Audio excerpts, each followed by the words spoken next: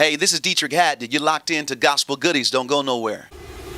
Gospel Goodies. Gospel Goodies. Gospel Goodies. This is Gospel Goodies. I'm from Detroit City. Those of you who don't know who I am, born and raised Detroit boy, PK, preacher's kid. I preached my first sermon when I was 11 years old. I was called to the ministry when I was 10. They put me up to preach when I was 11, and it all started there. I became the minister of music at my church when I was 13 years old. Can you believe that? I was over 100 voices, adults, people that were trying to tell me that I didn't know my notes, that I wasn't strong enough to be the leader, but I was. And I maintained that job as a leader, as a minister of music, and I grew in that position, and I grew tough skin during that season of my life because, you know, it's hard to lead church folk, especially folk that think they know every note, that no 13-year-old can tell them what to do. But I was gifted at an early age, and so I developed a tough skin. And so that kind of helps you understand why I can take a licking and keep on ticking. That's old school, right? But yeah, I got tough skin from that. And I kept going though, because that's actually how I got into the music business. I recorded that choir, the Voices of Unity, and we did our first live recording. Shout out to Ty Scott Records, who signed us, gave us our first deal, distribution deal first. And it's a record called Coming to This House. Y'all need to look it up. Look through the archives. Go to iTunes and look it up. Coming to This House. You'll see the first record that got me going into the music business. And from there, they decided to make me the front guy. Because at first, I wasn't the front guy. It was just me. It was my choir I was directing, but I wasn't in the front. So they're like, we need you to be in the front. It's Hezekiah Walker and Love Fellowship Crusade. We need John P. Key and New Life. You need to be Deitrick Haddon and Voices of Unity. So they signed me to a deal, and that's how I became the front guy. I was doing all the writing and dancing, spinning around on stage and stuff. So it was the right thing. But if I really didn't want to do that, because to be honest with you, I know it don't seem like it. I can be the behind the scenes guy. I can be the guy standing behind the guy, pushing the guy, telling him, like, this is what you need to do to make it hot. This is what I'm that type of guy. My journey wasn't easy. I had to fight every step of the way. I'm still fighting, because I was always different. And when you are a pioneer and you're gifted to be different, you can expect people not understanding you or not willing to go where you want to go, especially when you are a creative being. That's just who you are. You are creative. And so that means you're always a cut, like above what everybody else is doing, or you're willing to do what everybody's not doing. I wouldn't say you're a cut above. I would say that you're not afraid to take a risk. That's a better way to say it. Okay. So by nature, I'm a risk taker, and I don't like to get caught. I don't like to feel like I'm stuck in a rut, like this is all I could do, or this is it, and so that's my nature, and that will help you understand me a little bit better. I'm always taking risk. I'm not afraid to go out there. I'm not afraid to do a TV show called Preachers of LA. This is my nature, so that's just me, and you don't have to be afraid of that. At the core of who I am, I love God. I love gospel music. I do it because I love it, not because I have to do it. Nobody forced me to do it. I turned down at least 3 or 4 major record deals to sing gospel music. They tried to make me like the baby face of R&B back in the day, like the new baby face. I signed a deal through a production company out of Detroit with Arista Records, and that deal was done, and I just walked away from that deal because in my heart I knew what I was assigned to do in life. I preached you were talking about a guy who was preaching when he was 11, so it's hard. It was a tug of war for me to do that, and I had done a full like R&B record for real. Like somebody got those songs, and if they come out, that would be big news. They're somewhere in the archives, in some studio somewhere, a full R&B record. But I just walked away from it, and I've been doing this every step of the way, and it hasn't been easy. There's been times when I said, did I make the right decision? Scratching my head, like, boy, this is rough singing this gospel stuff. My kids are very gifted already. They have an ear to hear. They have perfect pitch. They're writing their own songs literally around the house, just singing stuff off the wall. some good stuff, some bad stuff. But the good stuff I try to capture. Like that's a good melody I could put on one of my records. But you can tell that they got it. Like all three of them. I can't even say one have it over the other one. Like they really have it. It's natural for them. I just hope that they can kind of channel it and go way beyond what I've ever been able to do. And I'm not going to force them to sing gospel music, because gospel music is a calling from God. If they don't get the call to do it, I wouldn't recommend that they do it, because it's not easy to do it. You know, I mean, just from the audience alone, they don't give you room for mistakes or error. You got to be perfect to even represent gospel music. So I would tell them, like, yeah, you may want to, shift. If you want to do something else, I'm going to try my best to shift them in another direction, even though while I'm nurturing their gift that I know that they have. Like, I know they can sing. I know they're gifted to play instruments. So I am nurturing that gift if they want to. And I'm going to push them more into writing the songs for people and producing, because that's where the money is. That's where you can actually survive. I mean, that's what sustains me, the writing the songs. Ever since I started in the business maybe 20-something years ago, every song that you've heard from me, I've written. Every hit song you've heard, I've written. And that has sustained me down through the years, even through the tough times. So I would motivate my kids, like, y'all, that gift to be able to write and be bold enough to sing it out. Oh yeah, whatever it is. Da, da, da, da, da. You channel that, get the right lyric, capture that melody, put it to a pen, and make your money. So that's the direction I'm going to take them in. If they say, Daddy, I'm called to gospel music, I said, well, that's good. You better write it, And if you're not writing the whole song, you need to have your hand in the song, because that's how you're going to survive. I've always been a dude that wants to inspire people. And I think what started, I would say my early years really impacted my life to the point where it follows me all the way up until today. I seen the passion that people had singing gospel music when I was coming up. Like when I lived in Detroit, right? So Detroit was full of gospel artists. I mean, the best gospel artists. I'm talking about the best, like the Winans in their prime, the Clark Sisters in their prime. You got Jay-Z sampling the Clark Sisters now on his 444 record. I mean, Commission, Fred Hammond, Vanessa Bell Armstrong, Thomas Whitfield, Dr. Matty Clark. I just came up in that era where if you just went to a musical up the street, like a midnight musical or something, they would show up. And that just them being from Detroit and doing it big like that, if you had an ounce of talent, it motivated you to say that I want to represent Detroit too, and I can do it too, So that made a very powerful impact in my life. And I'm the kind of guy, what really inspires me? I went around in circles, but what really inspires me is when I see people doing what they are designed to do on the planet Earth and do it to the best of their ability. That really gets me going, man. I could sit and cry when I see people that are gifted to do whatever they do. It don't have to be singing or music. You just be great at what you do. That inspires me, and that's what I'm here to do. I want to inspire people. I want to be great at what I do. I want to impact lives. I want to impact young people's lives like these other gospel artists impacted my life when I was a kid.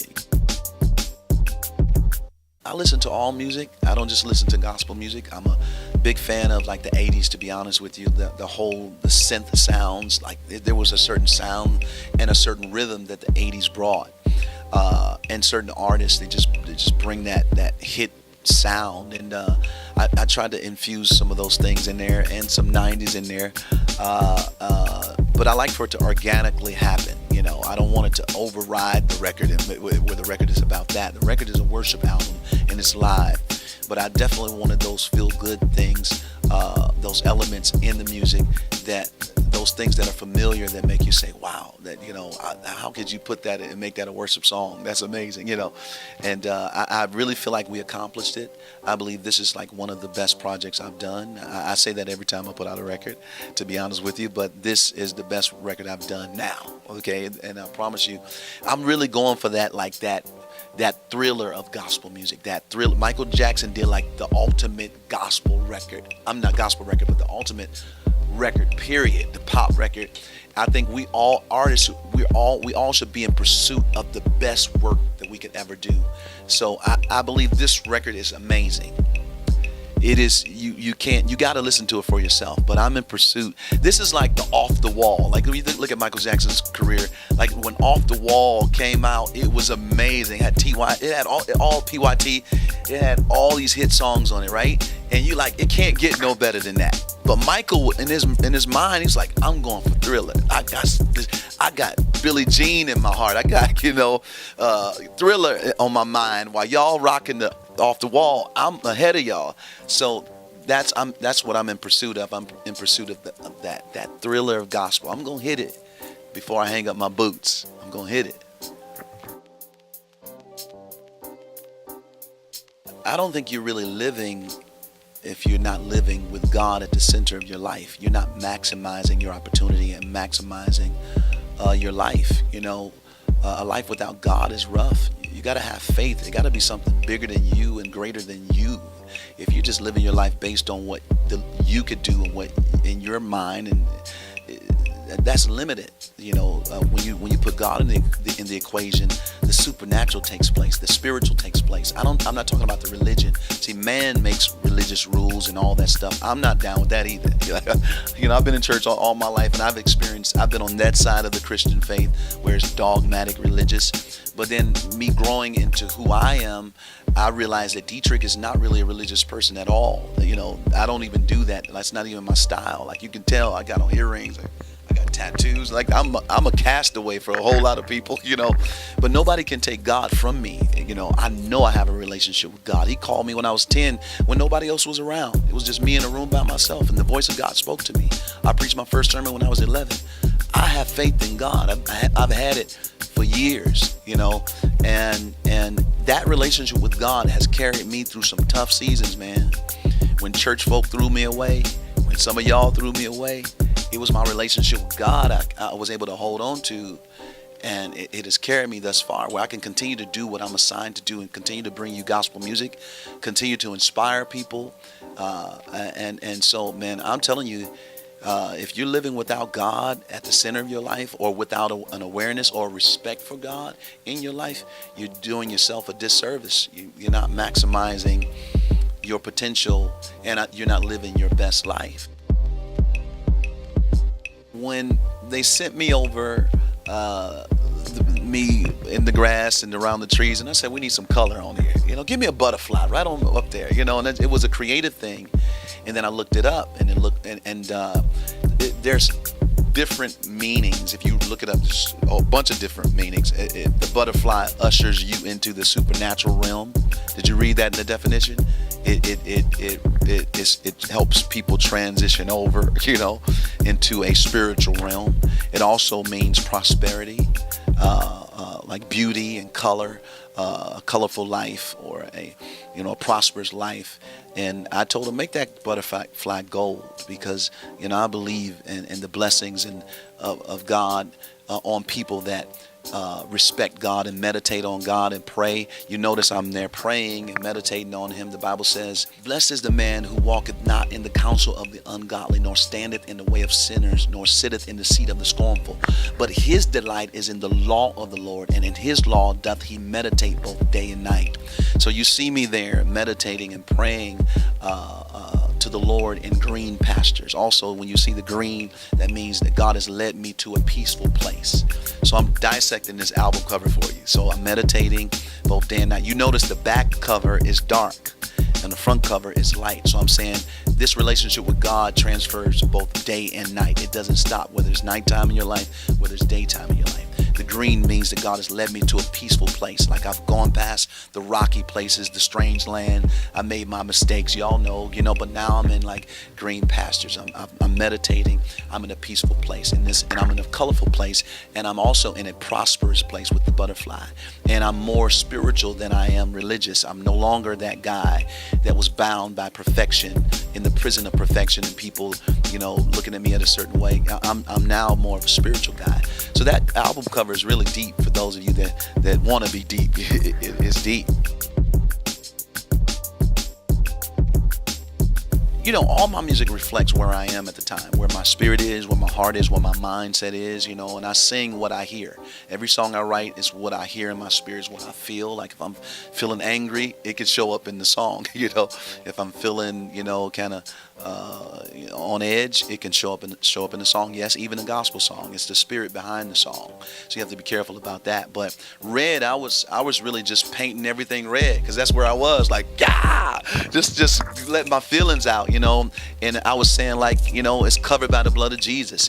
It's there, and I'm not going to act like it didn't happen to me. I know y'all want to try to ignore it, because we as church folk, we like to cover stuff. We like to cover for each other. We like to cover stuff. I'm not that guy. Like, if you did that to me, I'm going to tell you hurt me. You know what I'm saying? And I need to do that instead of me putting my hands on you. And it's the truth that I'm a real dude, whether I'm a preacher or not. Like, I'm a real dude. You hurt me, I'm hurting, I'm bleeding. Somebody got to patch me up. You got to stitch me up. Yes, I'm a preacher. You got to stitch me up. I just got sliced, man. But church people, y'all, it's so phony sometimes. And I think that's where the millennials, there's a disconnect. Like, man, I'm hurting, man. You know what I'm saying? And your scriptures you giving me ain't working. You got to apply some pressure to me. You got to really put hands on and let me know, how I can get some real help. And that's where I was.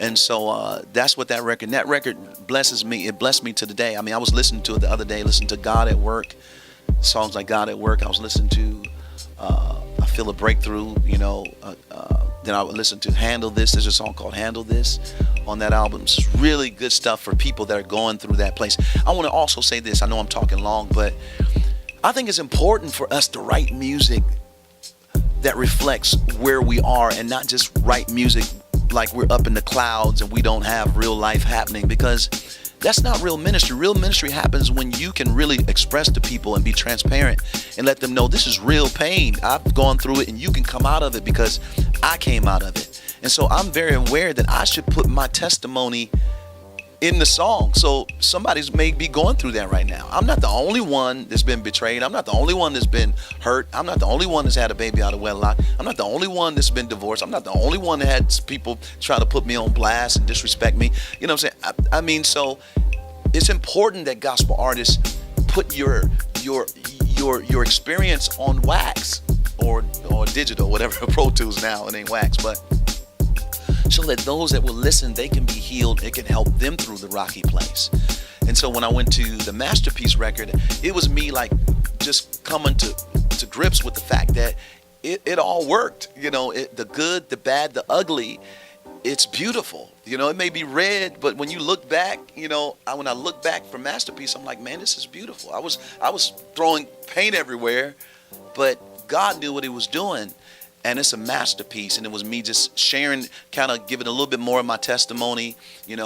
Somebody said, Deitrick need to just stop testifying and get over this. I don't think you get over something. You can't tell somebody to get over something. That's a process. And that's one thing church people like to do also. You want people to hurt people are hurt, and you want them to get over the pain really fast. I think it's important for me to share my testimony. That's me saying, okay, y'all, I'm out of that red place. I'm in a good place. I'm in Masterpiece, but let me tell you what I got out of it. Let me show you the wisdom that I extracted from it, So now I'm more, this new record, Hill City record, is kind of off schedule for me. I just did it to promote my church, because the church is called Hill City. If you're ever in Los Angeles, feel free to come and worship with us. But I'm back full circle to that guy when I was 11 years old. It wasn't about the cameras. It wasn't about no hit songs. It was about me loving people, loving music, loving the gospel, preaching the gospel on the streets, directing the choir. That's where I am with my church. That's where I am in my life. So now I'm more of in a worship mode and creative mode.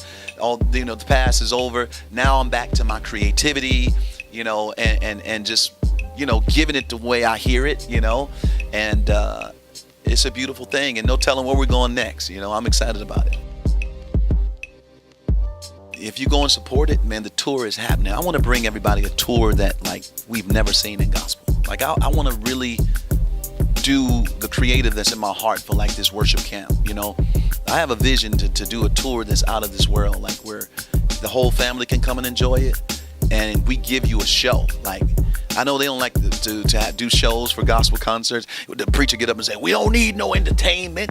We just need the anointing and the glory of God to flow around here. Entertainment can't help nobody. I beg to differ with you. I beg to differ. Like, God created entertainment. To entertain is to be able to hold somebody's attention for a specific amount of time. And that's a gift from God. It's men and people who perverted the entertainment. I'm talking about entertaining with purpose. Like capturing the imagination of the audience with a purpose, And I think that's a beautiful thing. We all love a good movie. We all love a good performance. We all love a good show. Whether you're a preacher, or whoever, you love it. So I think if we can get back to that in gospel music, it'll save the genre. We need to go back to it, but we need to know that you will support. And it starts with you just downloading the record, sharing the music. And if you know it's good, tell everybody how good it is and tell them you cannot afford to not purchase this record. Like, this is that good. Like, if you love gospel music, you say you love God, like, this is a record that you got to have, And then when he comes to town and brings his tour, like, we got to get tickets. I got to get a ticket for everybody because we know the music. We ride to it every day, to work and back, to school and back. And we want to see it live. And you can't get the Deitrick Haddon experience at your church on Sunday. You got to get it at Deitrick's show. Can we do that, people? If y'all down with it, I'm down with it. Let's go.